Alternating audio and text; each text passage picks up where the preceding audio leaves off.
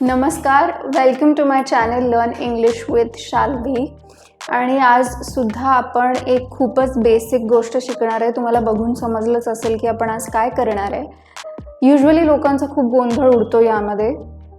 Take for example, आता मी 2 वाक्य सांगते, कुठलं योग्य आहे विचार करा. I am at the party, I am in the party.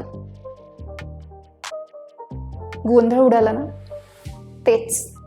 तोच मुद्दा आहे. इन, ऑन आणि ॲट यामधलं कोणतं प्रेपोजिशन कुठे वापरायचं, हे सगळे प्रेपोजिशन्स आहेत आणि खूप जास्त महत्त्वाचे आहेत. कारण तुम्ही युजली ऑब्झर्व केलंच असेल की रोज आपण जेव्हा इंग्लिश बोलण्याचा प्रयत्न करतो त्यावेळी हे वापरले जातातच. ठीक आहे. So today we are going to learn about the use of in, on आणि at, because this is the most essential part of English language आणि सगळ्यांचा गोंधळ इथेच उडतो. Okay, so let's begin with at.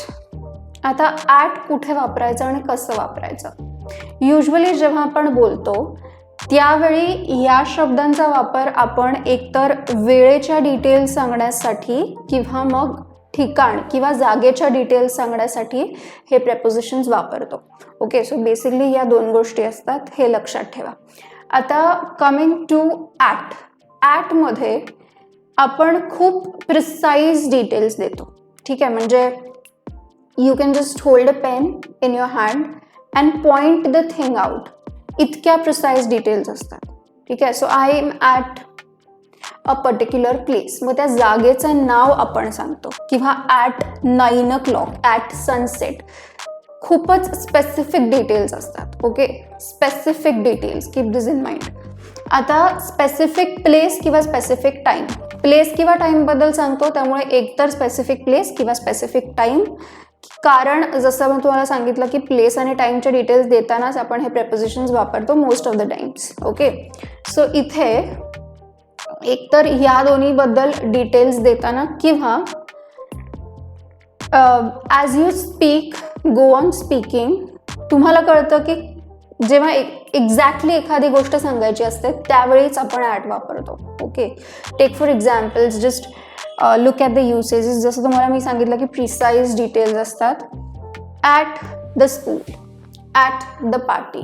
ठीक आहे, ॲट वापरतोय आपण, स्कूलमध्ये आहे, पार्टीमध्ये आहे, ॲट. ठीक आहे. पुढचं at 9 o'clock, at sunset, at lunch time. 9 o'clock perfect वेळ आहे, sunset, lunch time, at the moment म्हणजे आत्ताच, at present. Okay, so this is the way you use at. आता ॲट आणि इन मध्ये बेसिकली कन्फ्युजन होतं. On is a bit easy to use, म्हणून मी तुम्हाला सांगितलं की आपण स्पेसिफिक डिटेल्स देताना ॲट वापरतो. ठीक आहे. जेव्हा आपण इन करतो तेव्हा तुमच्या लक्षात येईल की एक्झॅक्टली ॲट आणि इनमध्ये काय फरक आहे. ओके, सो आता आपण काही एक्झाम्पल्स बघूयात जेणेकरून तुम्हाला ॲटचं युसेज परफेक्टली समजेल. So these are the few examples using at. ठीक आहे. शी saw him at the station. स्टेशनवरती तिने त्याला बघितलं. So she saw him at the station, ही स्पेसिफिक प्लेस आहे. I reach there at 8 PM. At 8 PM specific time सांगतो. I met John at his birthday party. At his birthday party. Birthday party is a specific place. So तुम्हाला आता लक्षात आलं असेल की specific time किंवा specific प्लेसबद्दल बोलताना आपण ॲटचा वापर करतो.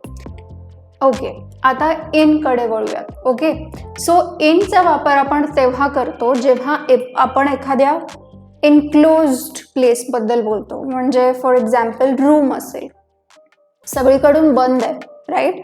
So in is used when we speak about an enclosed place.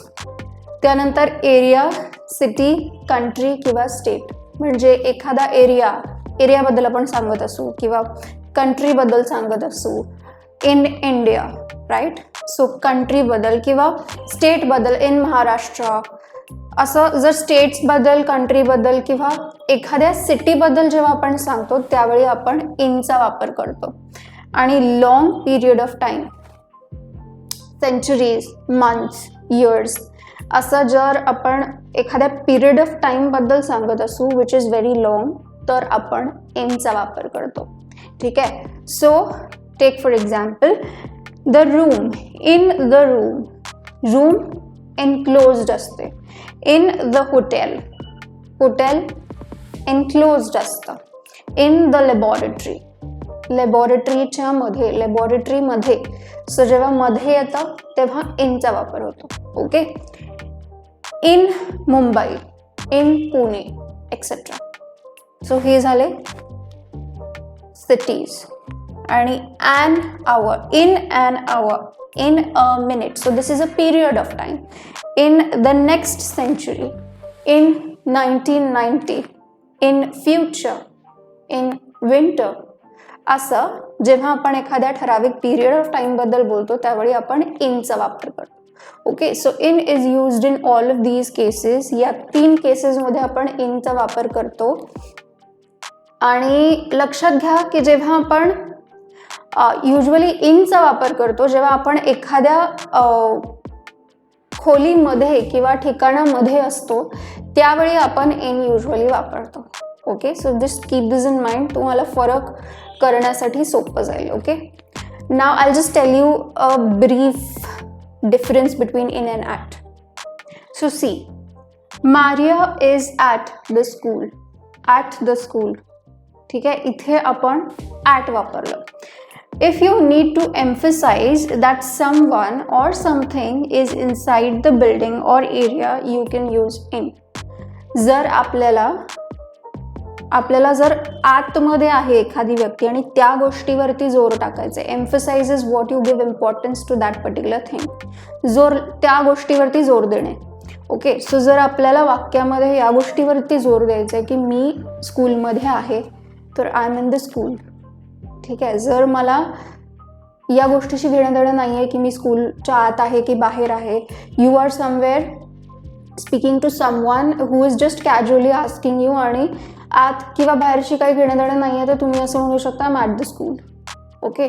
So this is the difference. This is the minute difference that you need to understand whenever you apply in and at such things with respect to such things. ठिकाण. Okay, so just keep this in mind. If you have any confusion you can ask me that in the comments. आता next आपण बघूया on. So the examples. She lives in Paris, in Paris. Okay, so this is a country or a state, तो वाला section. ठीक है. I was born in 1996. This is a long period of time. Period of time. Okay. I'm in Sanjana's room, enclosed room. I'm in Sanjana's room.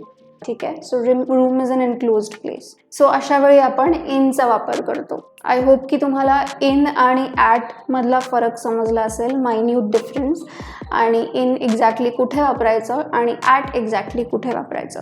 So the next is on. आता आपण on कसं वापरायचं हे बघूयात. So आता आपण ऑनचा वापर बघतोय.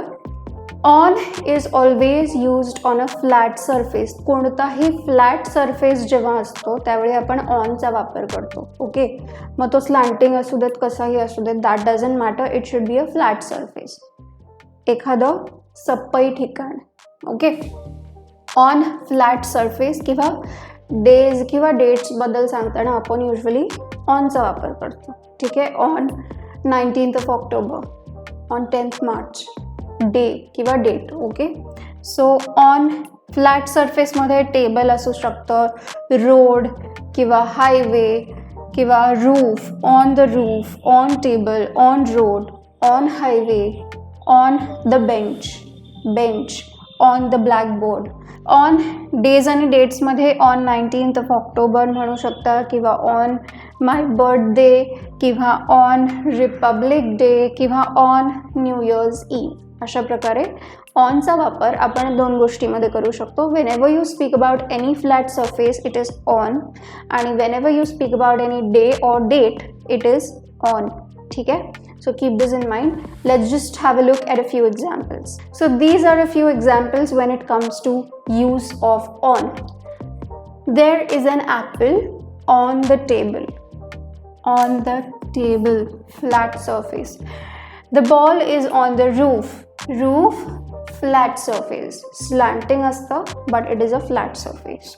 My birthday is on 19th of October 1996. माझा वाढदिवस 19th ऑक्टोबर 1996 ला असतो. So my birthday is on this particular date. ठीक आहे. सो ऑनचा वापर आपण अशा ठिकाणी करतो.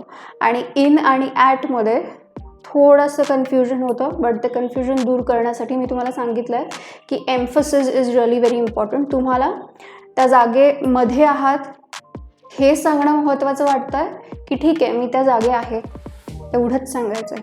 So if you don't want to give any such details that you are in that particular place, त्या जागेमध्ये आहात, तर तुम्ही ॲटचा वापर करू शकता. ठीक आहे. When it comes to place. पण बाकीचे जे पॉईंट्स होते ते खूप प्रिसाईज आहेत. Keep in mind that whenever you give precise details, specific details देताना आपण ॲटचा वापर करतो. ओके. सो आय होप की तुम्हाला सगळं समजलं असेल. अँड तुम्हाला हा व्हिडिओ हेल्पफुल वाटला असेल तर नक्की शेअर करायला विसरू नका. आणखीन काही कन्फ्युजन असेल तर I am always there for you. Comment सेक्शनमध्ये तुम्ही मला विचारू शकता. आणि सबस्क्राईब माय यूट्यूब चॅनल. आणि अशाच आणखीन व्हिडिओजसाठी, टिप्स आणि ट्रिक्ससाठी माझा फेसबुक आणि इंस्टाग्राम पेज फॉलो करायला विसरू नका.